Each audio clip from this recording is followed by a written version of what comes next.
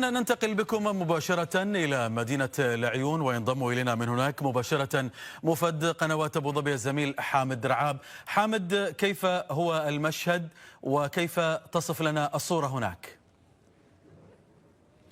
نعم حامد، حياكم الله. ومن مدينة العيون في الأقاليم الجنوبية في المملكة المغربية نتواجد هنا، حيث اليوم افتتاح قنصلية دولة الإمارات العربية المتحدة في هذه المدينة الأكبر من عدد السكان، وأيضا المدينة الكبيرة والرسمية هنا في الأقاليم الجنوبية. هنا في حي القنصليات نتواجد قبيل دقائق من افتتاح رسمي لقنصلية دولة الإمارات العربية المتحدة، بتواجد وسائل الإعلام عربية وأيضا دولية.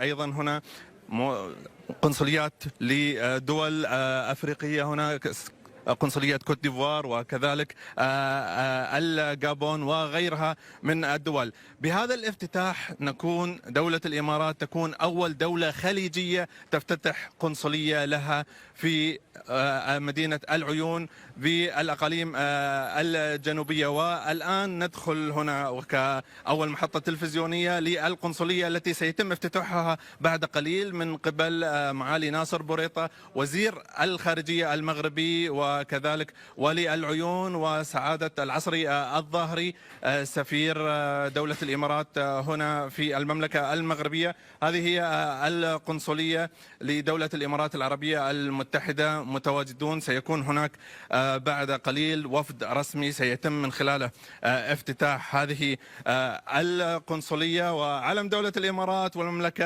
المغربية، وهنا خدمة وإسعاد المتعاملين وكذلك الشؤون القنصلية في هذا المكتب الذي سنكون معكم بالصوت والصورة بعد قليل لتصوير الافتتاح الرسمي، والذي يؤكد عمق العلاقات الإماراتية المغربية والدعم دائما لدولة الإمارات للمملكة المغربية في قضاياها العادلة على المستوى الدولي. وجاء هذا الإعلان لفتح هذه القنصلية كما سمعنا قبل قليل بين اتصال هاتفي من صاحب السمو الشيخ محمد بن زايد آل نهيان ولي عهد أبو ظبي نائب القائد الأعلى للقوات المسلحة مع جلالة الملك محمد السادس ملك المملكة المغربية في 27 من الشهر الماضي، والذي تم خلاله هناك مباحثات عن عدد من القضايا